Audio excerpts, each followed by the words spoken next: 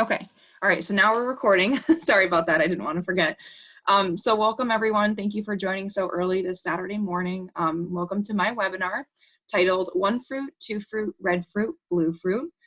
Basically how to increase your fruit and vegetable intake between like your mother and your family and your children.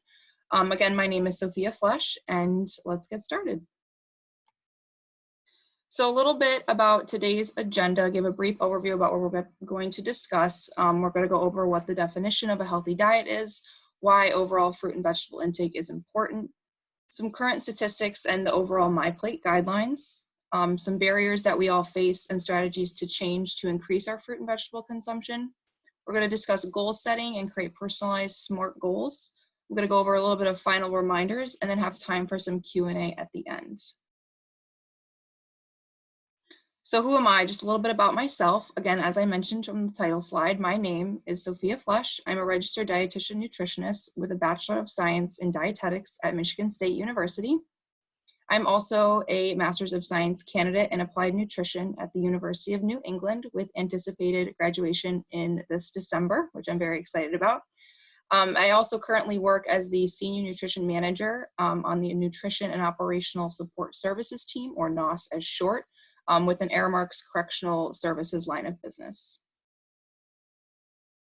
Here are a couple learning objectives. I'm not going to be reading verbatim each one of these to the slides, but I did want to point out that we will hit each of these 4 categories.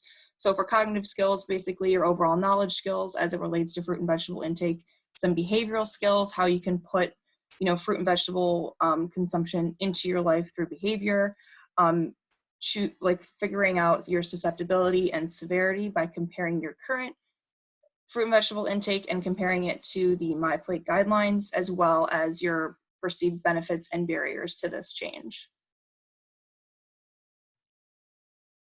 So I'm going to pose a question to my audience. So when you hear or think the words healthy diet, what do you think of?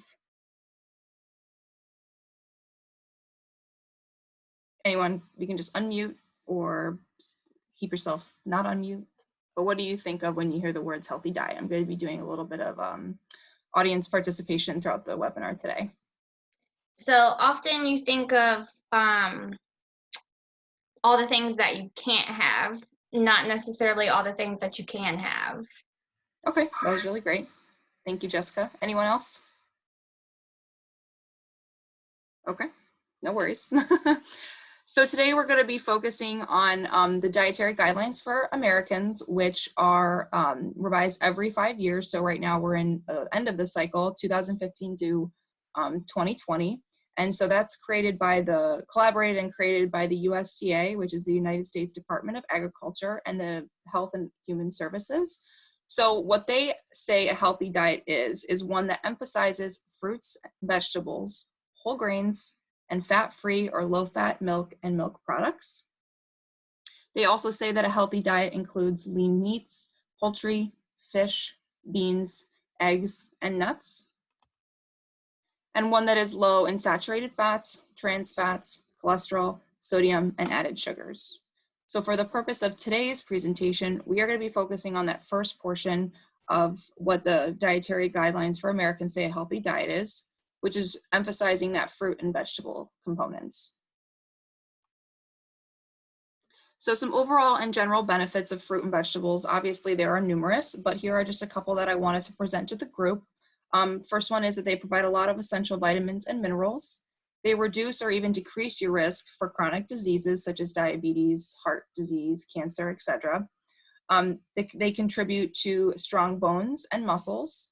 They can increase your overall energy, can help you live longer, and can serve as delicious snacks and also a great addition to some of your favorite meals. So what is MyPlate? So MyPlate is also created by the United States Department of Agriculture, or USDA as I'll refer it throughout the webinar today, but a visual reminder tool to assist creating a healthier eating style that meets your individual needs and improves your health overall.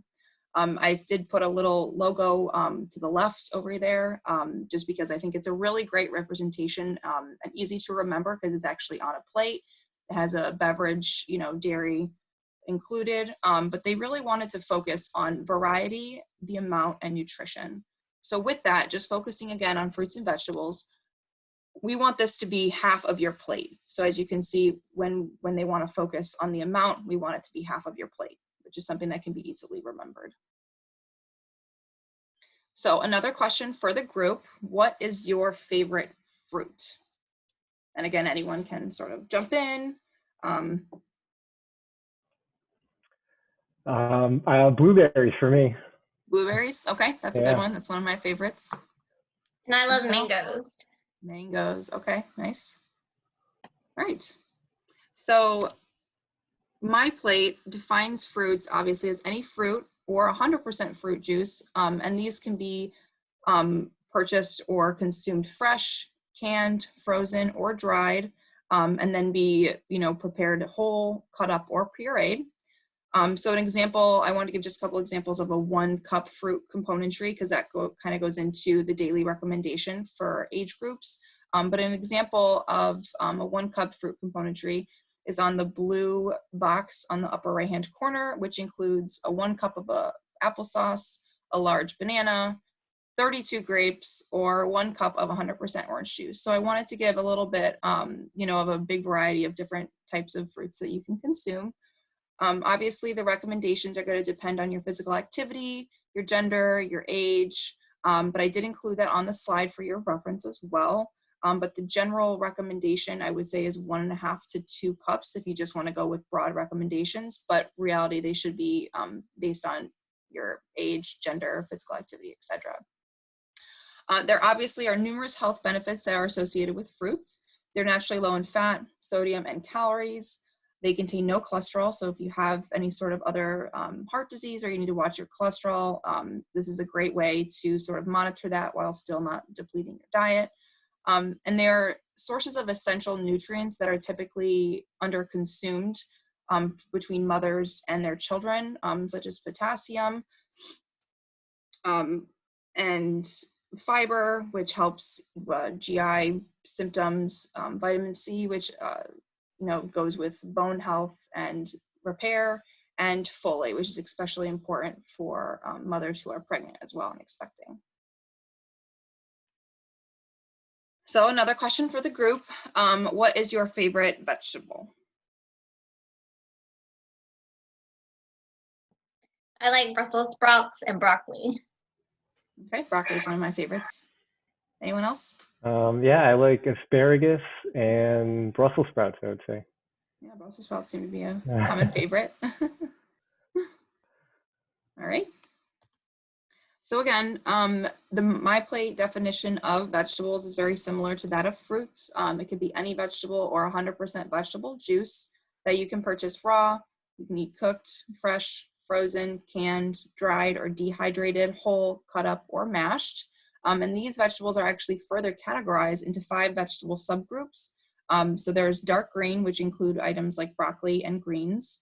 There's the red-orange vegetable group, which includes carrots or tomatoes. There's the bean or legume subgroup, which includes pinto beans, kidney beans, or even soy. There is the starchy vegetable subgroup, which include corn, green peas, potatoes, and then what we call the other. So that just encompasses everything that isn't on those other 4 subgroups, but green beans, celery, cucumbers, items like that.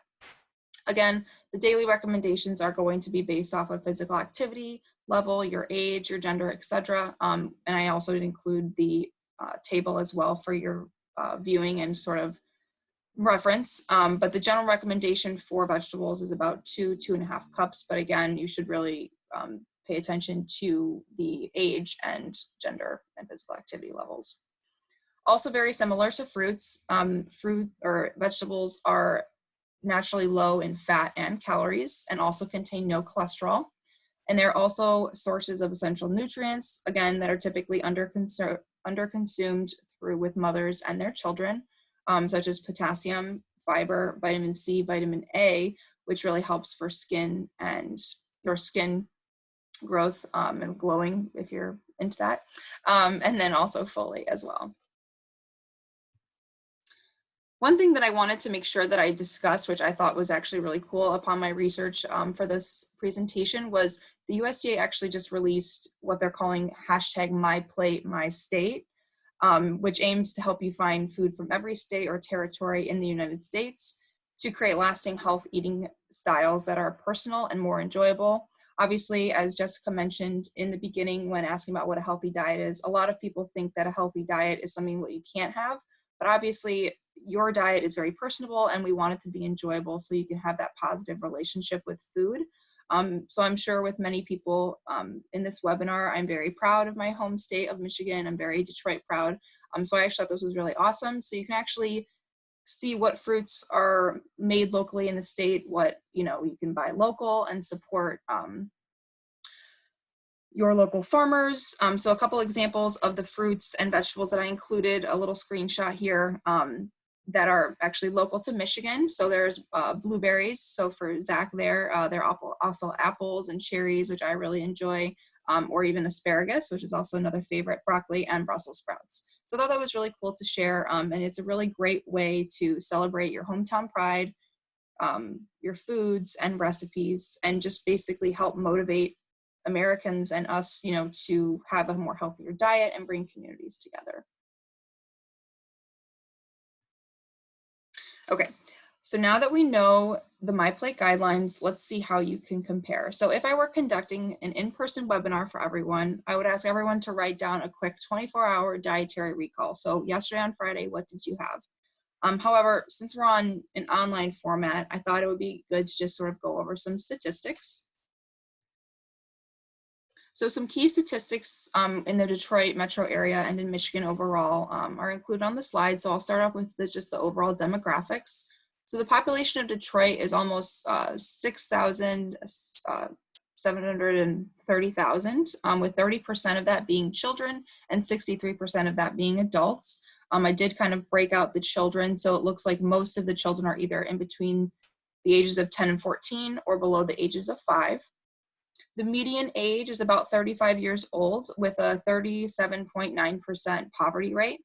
And females, I thought this was interesting, between the ages of 25 and 34 represent the highest demographic living in poverty in Detroit. So I think that's something that is important to note. And the most common ethnic group living below the poverty line is African American, then followed by Caucasians, and then Hispanics. African Americans make about 80% up of the population, followed by Caucasian at around 11%, and then Hispanic Latino with 8%.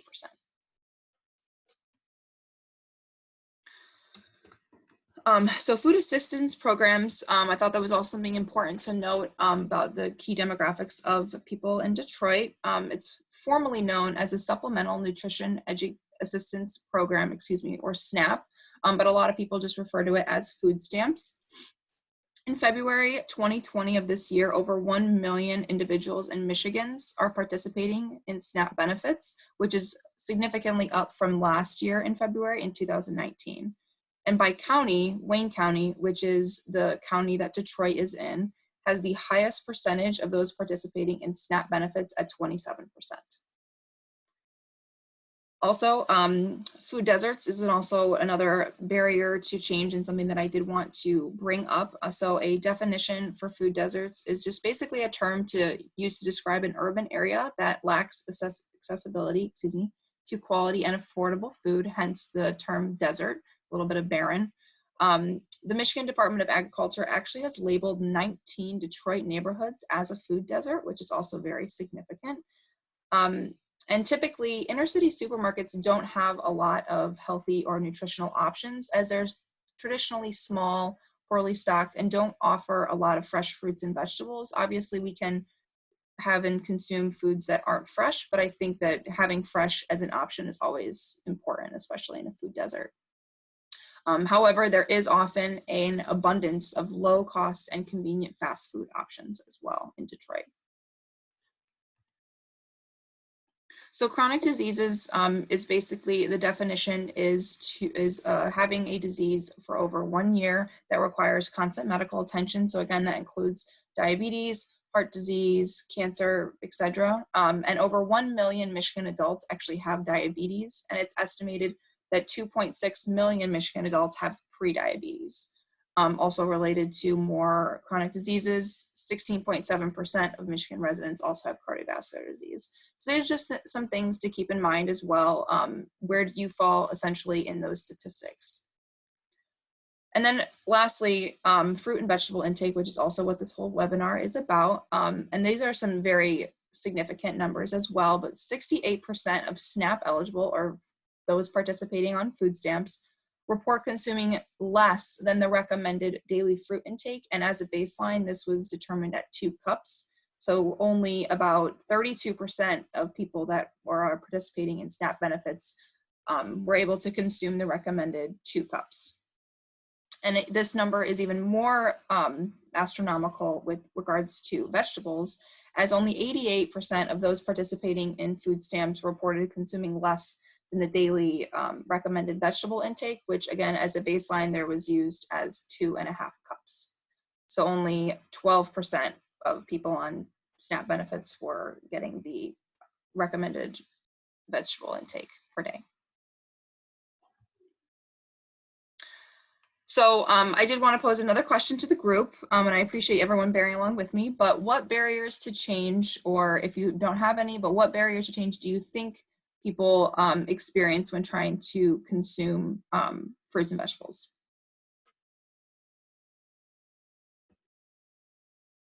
If you don't have any, that's totally fine. So I can just move on. Possibly the, parents can't afford it, or there's too many children and they're unsure, if they buy these fruits and vegetables that are fresh, that they won't have enough food to last through the month. Yep, that's a good one. So oh, go ahead.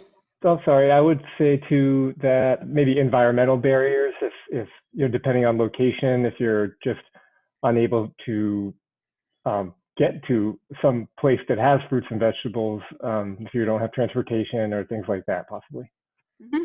That's actually a great one. These are all really great barriers and definitely very applicable, especially if you live in food deserts or if you're low income. These are definitely big barriers to change, and as well as just being able to adequately get fresh fruits and vegetables, or fruits and vegetables in general. Great, thank you everyone. So common barriers include time, availability, costly, which Jessica mentioned as well, diet restrictions. So if you have an allergy, or if you have, if you're gluten-free, that can be another restriction. Purchasing, being able to get to a grocery store and being able to purchase it, like Zach was mentioning, is one of them. And then lack of cooking skills. So these are just a couple of most common ones that I've encountered in my research, and both as in my career as a dietitian. And we're going to be discussing 4 different strategies to overcome these barriers, such as recipe modification, community garden involvement, meal planning, and productive shopping habits. So the first one, recipe modification. This is where, you can take your favorite or even traditional recipes that, and then modify to include more fruits and vegetables. The second you add fruits and vegetables to any recipe, you're almost automatically increasing your fiber and decreasing your saturated fat and calories, which can help, decrease your risk of chronic diseases, as I mentioned previously. So some of these examples can include, having lettuce in place of bread for wraps. You can also just increase the ratios of vegetables in soups, pasta dishes, etc., or even just adding vegetables on top. I know I didn't include that in the slide, but I think that's another great idea. Utilizing fruits and vegetables as snacks, so keeping fresh fruit on the counter or cut up veggies in the fridge for easy, healthy snacking is also great. And I also find that it's very simple, and something that I practice as well is adding fruit to breakfast. So again, if we were in person, I would be conducting a cooking demonstration with one of my favorite recipes, or my favorite, foods that I really like to enjoy and I don't want to give up, is Detroit style pizza. So I have the original recipe here on the left, which is just Detroit style pepperoni pizza, and I modified it. So I took the original recipe, I removed the pepperoni, so I've subtracted the pepperoni, I added mushrooms, bell peppers, and onions. So you can see sort of side by side how I modified it. It still had that thick caramelized cheese crust. It still had that, doughy, thick square shaped. So you can still get, your fix, as I should say, with some of your favorite recipes, but you can also just simply increase your fruit and vegetables within it. So now it is your turn. So again, if we were in person, I would be passing around little recipe cards for this lasagna sauce that I have, and I would have you guys mark up basically how you would enhance the fruit and vegetable components into this recipe, and basically share with the group. So again, I'm going to ask the group again, what are some just ways off the top of the bat how you would add fruits and vegetables into a lasagna sauce or lasagna?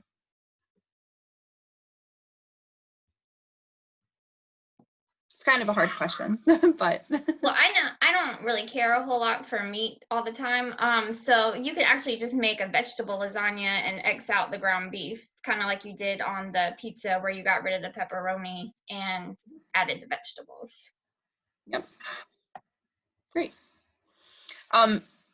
So you are right on the nose, Jessica. So the modified recipe or lasagna sauce that I was sort of enhancing was that I did decrease the ground beef I make room for more vegetables, but I did leave it in there just so we could still have that meat option. I increased the onion, which is a vegetable. I added a clove of garlic just so we can keep the enhanced flavor. And then I actually added 3 vegetables. I added a red orange vegetable, so I added 2 carrots. I also added another vegetable, which is a zucchini. And then I added some lentils, which fall under the bean or legume category. And then I did add fresh basil just to keep adding a little bit of flavor. Again, this is really just an example of how you can add more fruit and vegetables to literally any recipe or, favorite food, and basically season to taste, if you will, with either fruits and vegetables that you like. So if you don't like zucchinis, you don't have to add it, but you can also this is a great way to try new things and, simply sneak in fruits and vegetables, which is really helpful, especially if you have small kids or if they're picky eaters. You can just sort of sneak vegetables into these favorite foods. So the second strategy that we can use to overcome our barriers to change is through community garden involvement. So since actually the 1740s, Detroit has been a pioneer of urban and community gardens with more than 1,500 individual community or urban gardens within Detroit city limits, with more than 23,000 resident participants. So I think these are really significant and provides ample opportunity for to provide children with that exposure to a large variety and range of fruits and vegetables. There's an abundance of research that also discusses physical and mental benefits of community gardening or participating in general, such as increased consumption of fresh fruits and vegetables, less sweet foods and drinks.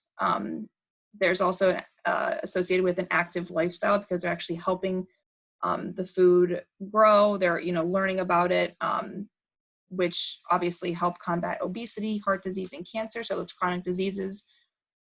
Children also get provided with the chance to produce their own food while learning where the food comes from, learning about the nutritional aspects of food, and overall healthy cooking. And it's actually shown that increases the likelihood of children trying new foods, which is a big problem, I think, coming up in today's society, is that there's a lot of picky eaters in the world. So if children are actually seeing how the food is grown, they're doing it themselves, they're actually more likely to try new things. Obviously, this also improves children's access to healthy and nutritious foods, which also is a big barrier to change as well, just having that accessibility. So meal planning is the third strategy to change, which is defined as a process or tool in which you plan ahead the foods or the meals that will be eaten for the next few days.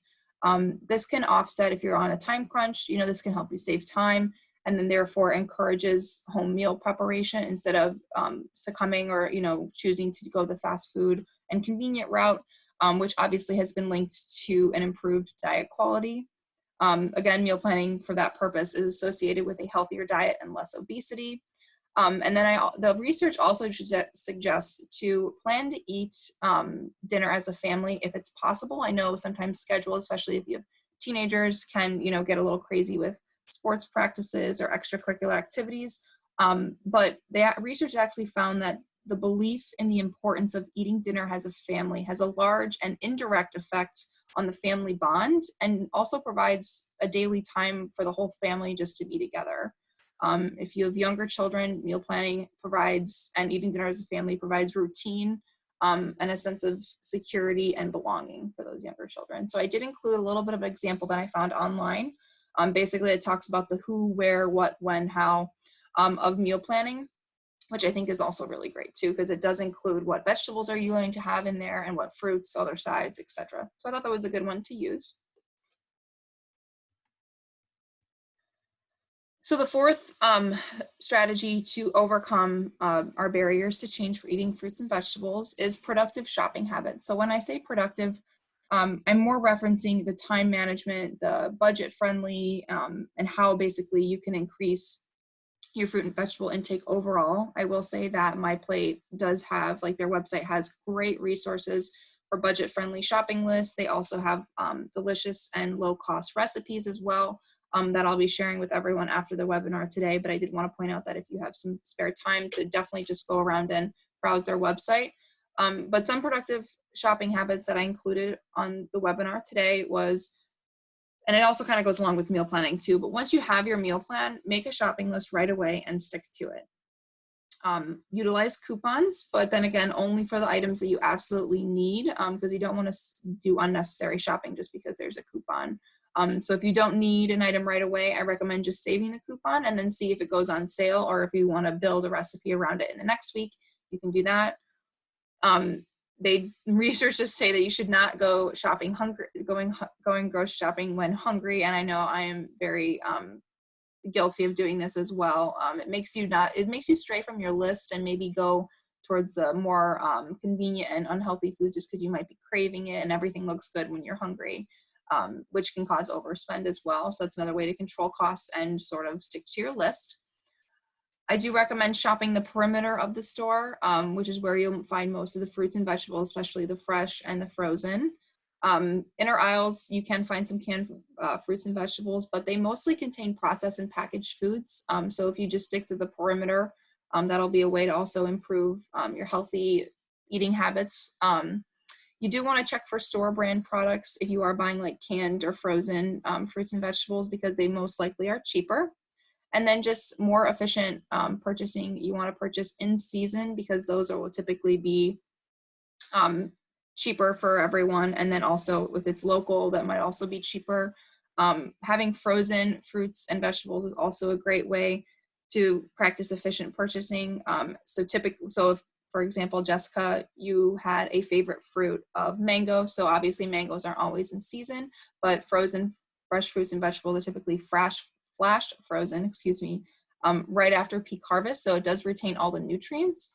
So you can still enjoy your favorite, fruits, vegetables, even when they're not in season, and still enjoy that. And then if you are buying canned fruits and vegetables, I would say choose the variety that that are packed in their own water, or if they're in a juice, in their own juice. So a lot of canned fruits are packed in their own juices, which is okay, but you want to stay away from the simple syrups and added sugars. So along with productive shopping habits, I did want to sort of go over a lot of common misconceptions that I often hear from others about fruits and vegetables. So the first one is, fresh is best, when I would say now that any form of fruit and vegetable is acceptable and it can be enjoyed in many forms, as I've been mentioning. So canned, dried, whole, fresh is good too.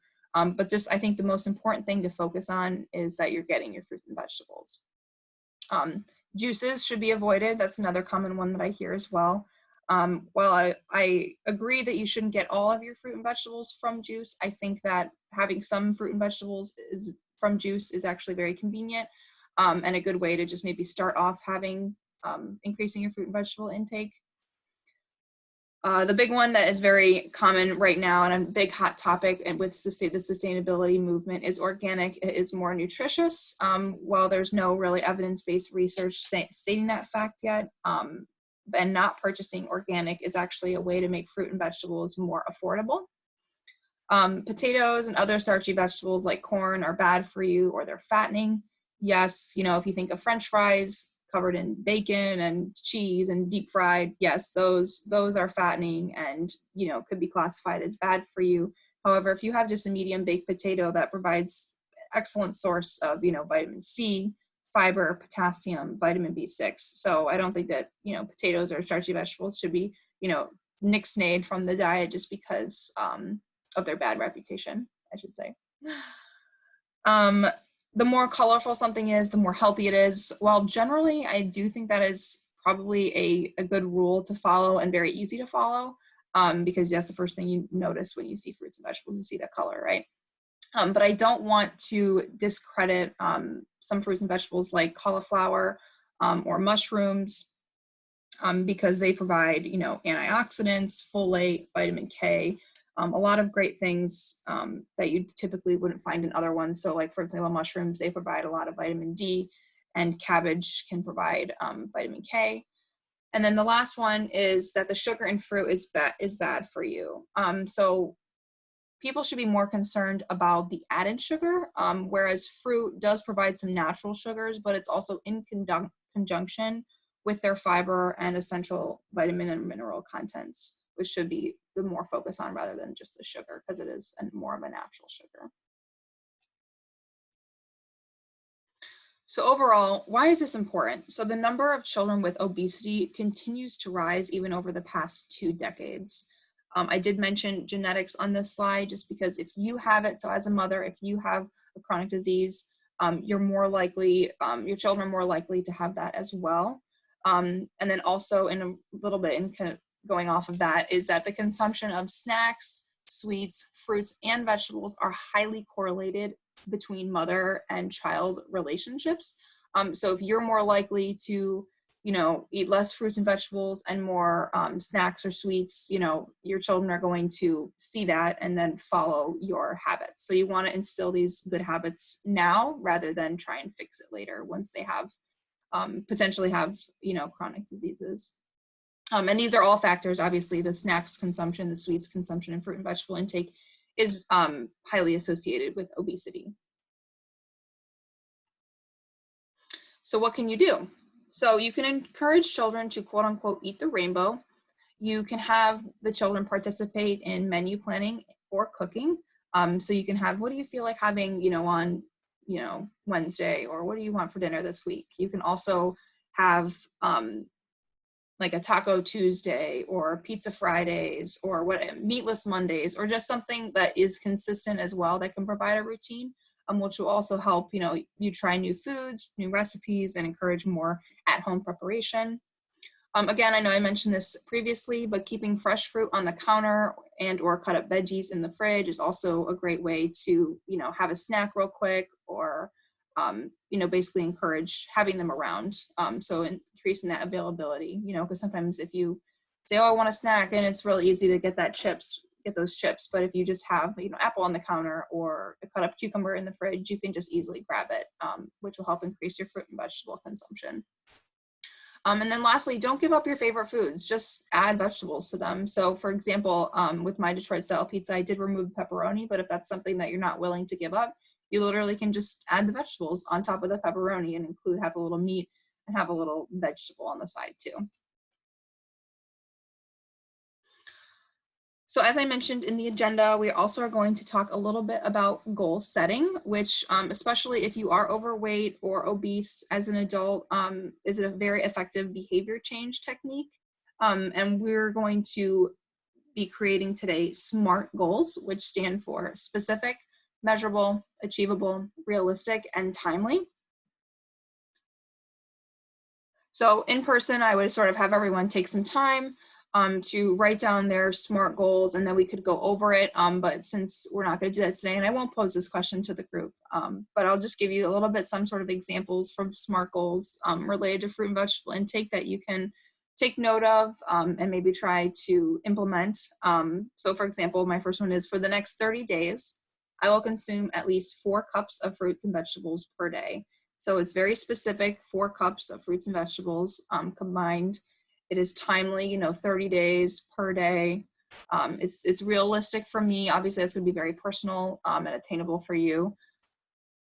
The second example is that I will try a new fruit or vegetable every week for the next 4 weeks. Again, very specific, very measurable, timely, etc. And then the last example is that I will increase my fruit and vegetable consumption by practicing recipe modification for family dinner meals 3 times per week. So this one is kind of meaty, you know, it includes family dinner meals, increase fruit and vegetable consumption. It doesn't give a specific cup amount, but it is specific on how many meals you're going to try and add fruits and vegetables to per week. So whether that be adding bananas to your oatmeal or adding vegetables on top of pizza, you're still, you know, increasing your fruit and vegetable intake, which is great. So again, if we were in person, but I will be emailing this to everyone following the webinar, but this is a commitment contract for eating more fruits and vegetables. It does include your signature and then a witness signature. So what I really encourage everyone to do is that you're more likely to complete your goals or stick to your goals and hold yourself more accountable if you tell people about it, if you keep a journal of self-monitoring, you know, have your meal plan and, you know, write some goals in it, you know, keep back so you can see your progress. You're more likely to stick to your goals and ultimately attain. And once you start, you're not going to want to stop. So basically, I'll give an example using my name. So I, Sophia Flesh, agree to increase my consumption of fruit and vegetables. I currently eat 1 cup of fruit and 3 cups of vegetables per day. Some obstacles I may have to overcome are convenience and food availability. And some ways to overcome these obstacles are community garden participation. So I would sign and I would date and I would also, you know, tell my fiance or my boyfriend, my partner, you know, whoever, your mom, your dad, friend, and also have them sign and date as well. So I wanted to close out this webinar today with some final reminders. First one, follow MyPlate guidelines. Again, the daily requirements are dependent on age, gender, and level of physical activity. But generally, as a rule of thumb, it's 1.5 to 2 cups of fruit per day and 2 to 2.5 cups of vegetables per day. Remember your strategies to change, which were recipe modification, community garden involvement, meal planning, and productive purchasing habits. And then lastly, don't forget about your SMART goals. So I would encourage you to check in with yourself regularly, adjust as needed. You can make your goals longer time frame. You can increase how many new fruits and vegetables you want to try. They're obviously adjustable and very personal.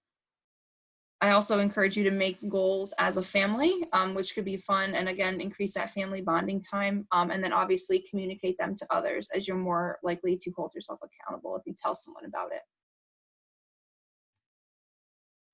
So now this is where I ask if there are any follow-up questions. I can say thank you. Obviously, I'm going to be emailing a bunch of references, handouts, etc. But if you have any questions that you can't think of right now that you want to reach out at a later point in time, I did include my email, which is sflesh@une.edu. And I also encouraged everyone to visit the MyPlate website, which also has a ton of great resources. So with that, I will showcase my references and ask the group if they have any questions for me.